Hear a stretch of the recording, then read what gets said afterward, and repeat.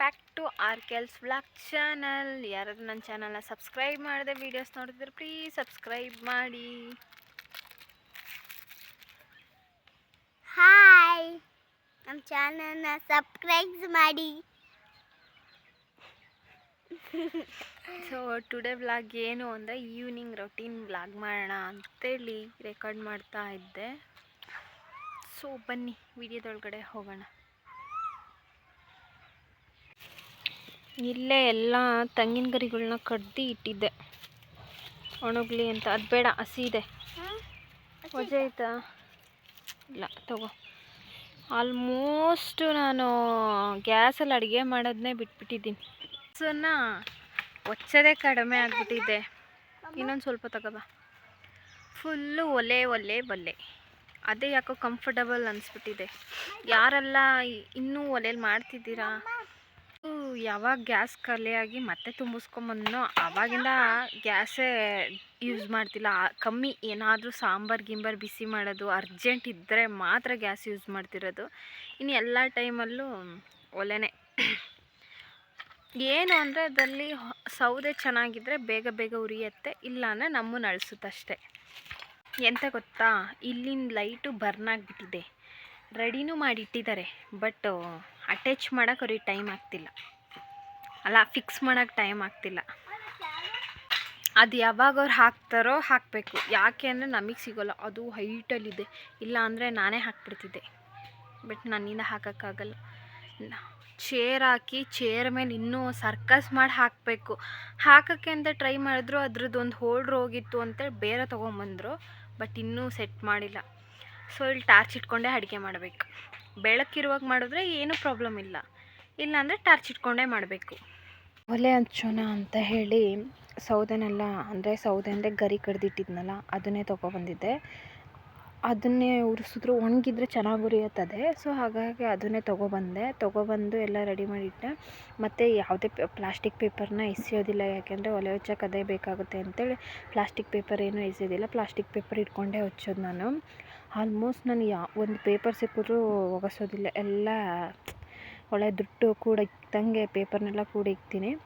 So ಒಲೆ ಹಚ್ಚುತ್ತಿದ್ದ ಹಾಗೆ ಸಾಂಬಾರು ಬೆಳಗ್ಗೆ ತಿಂಡಿ ಮಾಡಿದ್ದೆ. ಸೊ ನಾನು ನನ್ನ ಮಕ್ಕಳು ಅಷ್ಟೇ ಎಲ್ಲ ಇರೋದು, ಹಾಗಾಗಿ ಅವ್ರು ಮಧ್ಯಾಹ್ನದ ಹೊತ್ತು ಊಟಕ್ಕೆ ಬರೋಲ್ಲ. ಆ ತಿಂಡಿಲೇ ಮೇಂಟೈನ್ ಮಾಡ್ಕೊಂಡ್ವಿ. ಅದಕ್ಕೆ ಇವಾಗ ಒಲೆ ಹಚ್ಬಿಟ್ಟು ಅಡುಗೆ ಮಾಡೋಣ ಅಂತೇಳಿ ಒಲೆ ಹಚ್ತಾ ಇದ್ದೆ.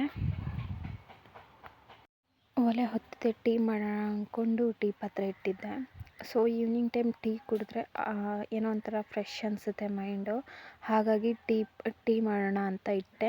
ಅಷ್ಟರಲ್ಲಿ ನನ್ನ ಮಗಳವ್ರು ಅಲ್ಲಿ ಹೋಗ್ತೀನಿ, ನಮ್ಮ ಅಜ್ಜಿ ಮನೆಗೆ ಹೋಗ್ತೀನಿ ಅಂತ ಅವಳು ಹೋದಳು. ಸರಿ ಅಂತ ಹೇಳಿ ನಾನು ಟೀಗಿಟ್ಟು ಇಲ್ಲಿ ಕಡೆ ಸಾಂಬಾರಿಗೆ ಬೇಕಾಗಿರೋದನ್ನ ಜೋಡಿಸ್ಕೊತಾ ಇದ್ದೆ.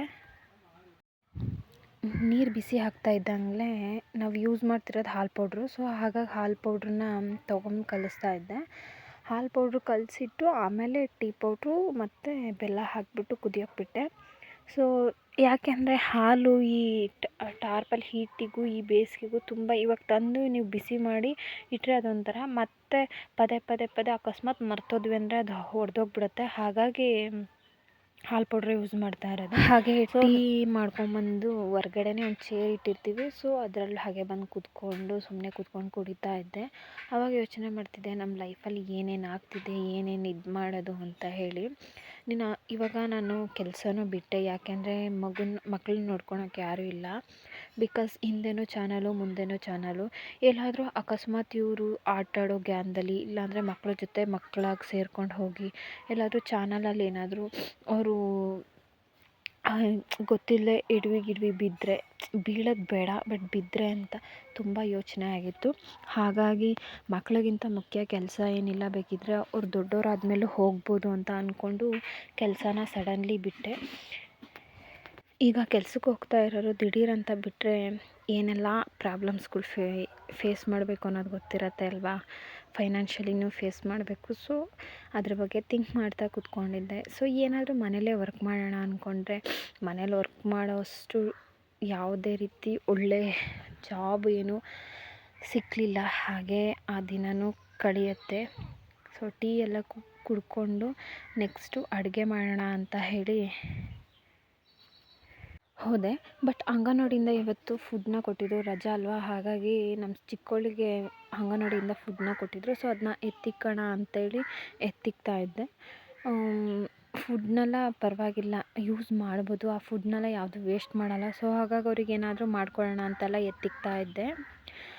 ಒಬ್ಬೊಬ್ಬರು ಫುಡ್ನ ಯೂಸ್ ಮಾಡಲ್ಲ, ದನಕ್ಕೆ ಹಾಕ್ತಾರೆ. ನಾನು ಮೊದಲು ಅದನ್ನ ಮಾಡ್ತಿದ್ದೆ, ಬಟ್ ಇವಾಗ ಯೂಸ್ ಮಾಡ್ತಾ ಇದ್ದೀನಿ. ಹಾಲು ಪೌಡ್ರಿಂದ ಹಿಡ್ದು ಎಲ್ಲನೂ ಯೂಸ್ ಮಾಡ್ತಾ ಇದ್ದೀನಿ. ನೆಕ್ಸ್ಟು ಸಾಂಬಾರು ಇಡೋಣ ಅಂತೇಳಿ ಬೆಳ್ಳುಳ್ಳಿನ ಸುಲ್ಕೊತಾ ಇದ್ದೆ, ಬೇಳೆ ಸಾಂಬಾರು ಮಾಡೋಣ ಅಂತ ಹೇಳಿ. ಸಾಂಬಾರಿಗೆ ಏನೂ ಇರಲಿಲ್ಲ, ಇರೋದನ್ನೇ ಅಂದರೆ ಗದ್ದೆಯಿಂದನೇ ಬದನೇಕಾಯಿ ಕುಯ್ಕೊಂಬಂದಿದ್ದೆ, ಅದನ್ನೇ ಇಟ್ಟು ಸಾಂಬಾರು ಮಾಡೋಣ ಅಂದ್ಕೊಂಡು ಬೆಳ್ಳುಳ್ಳಿನೆಲ್ಲ ಸುಲ್ಕೊತಾ ಇದ್ದೆ.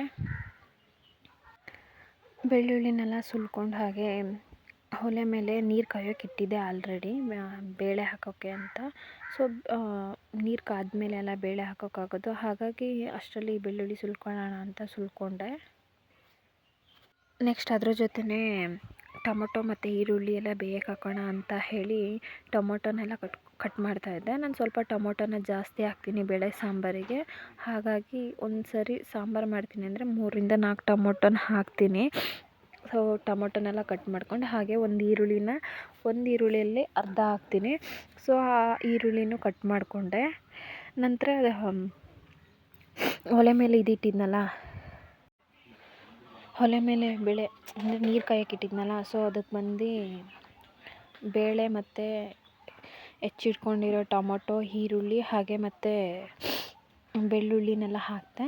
ಮತ್ತು ಅದ್ರ ಜೊತೆಗೆ ನಾನು ಬೇಯುವಾಗಲೇ ಜೀರಿಗೆ, ಸ್ವಲ್ಪ ಅರಿಶಿನ ಪುಡಿ, ಸ್ವಲ್ಪ ಇದನ್ನೆಲ್ಲ ಹಾಕ್ತೀನಿ. ಸೊ ಯಾಕೆ ಅಂದರೆ ಸ್ವಲ್ಪ ಟೇಸ್ಟ್ ಬರುತ್ತೆ ಅನ್ನೋದ್ರ ಜೊತೆಗೆ ಮಕ್ಳಿಗೆ ಬೇಗ ಜೀರ್ಣ ಆಗುತ್ತೆ ಅಂತ ಹೇಳಿ ಆ ಥರ ಮಾಡ್ತೀನಿ.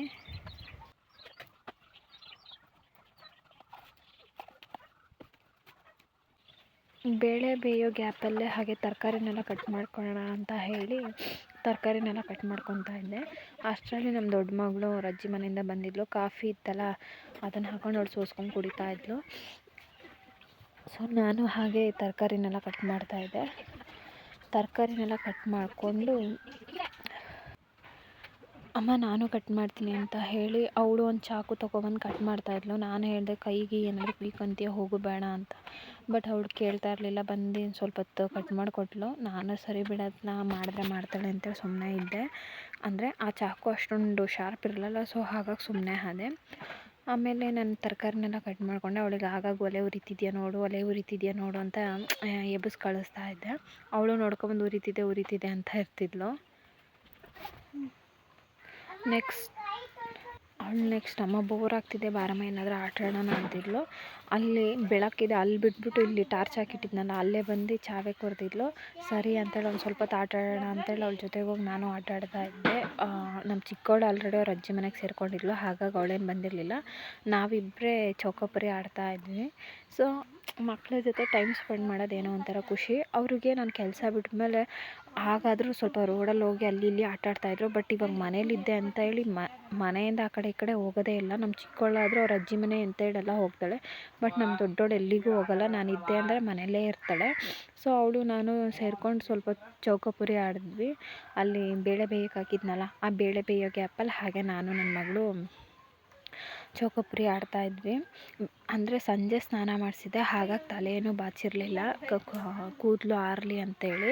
ಸೊ ಹಾಗಾಗಿ ತಲೆನ ಹಾಗೆ ಬನ್ ಹಾಕ್ತಾಯಿದ್ದೆ. ಅವಳು ಕೂದಲು ಬಿಡ್ಕೊಂಡು ಕೂತ್ಕೊಂಡಿದ್ಲಲ್ಲ, ಅದಕ್ಕೆ ಬನ್ ಹಾಕ್ತಾಯಿದ್ದೆ. ಈ ಸೆಕೆಗೂ ಅದಕ್ಕೂ ಕೂದಲು ಬಿಡ್ಕೊಂಡು ಕೂತ್ಕೊಂಡ್ರೆ ಇನ್ನೂ ಸೆಕೆ ಆಗುತ್ತೆ ಅಂತೇಳಿ ಬನ್ ಹಾಕಿಬಿಟ್ಟೆ. ಆಮೇಲೆ ಅವಳು ನಾನು ಆಡ್ತಾಯಿದ್ವಿ. ಒಂದು ಸ್ವಲ್ಪ ಹೊತ್ತು ಹಾಗೆ ಆಟ ಆಡ್ತಾ ಎಷ್ಟು ಬೇಳೆ ಬೇಯೋ ಗಂಟನೂ ಆಡ್ತಾ ಕೂತ್ಕೊಂಡಿದ್ವಿ. ಆಮೇಲೆ ನಾನು ಬೇಳೆ ಬೇಯೋ ಗಂಟ ಅಷ್ಟೇ ಬರೋದು, ಅದ್ರ ಮೇಲೆ ನಾಟಕ. ಅಲ್ಲಿವರೆಗೂ ಬಾರಮ್ಮ ಅಂತೇಳಿ ಅವಳು ಅನ್ಕೊತ ಕೂತ್ಕೊಂಡಿದ್ಲು. ಅವಳು ಮತ್ತು ಆಡೋ ಆಟದಲ್ಲಿ ಒಂದು 4-5 ಆಟ ನಾನು ಗೆದ್ನ. ಅವಳಿಗೆ ಬೇಜಾರಾಗಿಬಿಡ್ತು, ಸರಿ ಬಿಡು ಅಂತೇಳಿ ಮತ್ತು ನಾನು ಬೇಕು ಅಂತಲೇ ಒಂದು 2 ಸರಿ ಸೋತೆ. ಸೊ ಅವರಿಗೆ ನಾವು ಏನಾದರೂ ಆಟ, ಅವ್ರನ್ನ ಯಾವುದಾದ್ರೂ ಆ್ಯಕ್ಟಿವಿಟಿಯಲ್ಲಿ ಇಟ್ಟಿದ್ವಿ ಅಂದರೆ ಅವ್ರ ಮೈಂಡು ರಿಲ್ಯಾಕ್ಸ್ ಆಗುತ್ತೆ, ಮತ್ತು ಫೋನ್ ಕಡೆ ಜಾಸ್ತಿ ಹುಚ್ಚು ಹೋಗಲ್ಲ ಅಂತ ಹೇಳಿ ನಾನು ಓಕೆ ಅಂತೇಳಿ ಅವಳ ಜೊತೆಗೆ ಆಡ್ತಾಯಿದ್ದೆ. ನಾನು ಹಾಗೆ ಸಾಂಬಾರಿಗೆಲ್ಲ ಒಗ್ಗರಣೆ ಕೊಟ್ಟು ಸಾಂಬಾರು ಕುದೀತಿದ್ದಂಗೆ ಎಲ್ಲ ಅಡುಗೆನೂ ಮುಗಿಯುತ್ತೆ. ಟೈಮ್ ಆಲ್ರೆಡಿ 9:30 ಆಗಿತ್ತು. ನಾನು ಆಟಾಡ್ತಾ ಅಡುಗೆ ಮಾಡೋದ್ರಲ್ಲೇ ಟೈಮ್ ಆಗಿತ್ತು. ಹಾಗಾಗಿ ಅಡುಗೆ ಆಗ್ತಿದ್ದಂಗೆ ನಾನು ನನ್ನ ಮಗಳು ಊಟ ಮಾಡಿ ಮಲ್ಕೊಂಡ್ವಿ. ನಮ್ಮ ಮನೆಯವರು ಬರೋದು ಲೇಟ್ ಆಗಿತ್ತು ಗ್ಯಾರೇಜಿಂದ. ಸೊ ಇವತ್ತಿನ ವಿಡಿಯೋ ಇಷ್ಟ ಆಗಿದ್ರೆ ಪ್ಲೀಸ್ ಲೈಕ್ ಮಾಡಿ, ಕಮೆಂಟ್ ಮಾಡಿ, ಹಾಗೆ ನನ್ನ ಚಾನಲ್ನ ಸಬ್ಸ್ಕ್ರೈಬ್ ಮಾಡಿ. Thank you.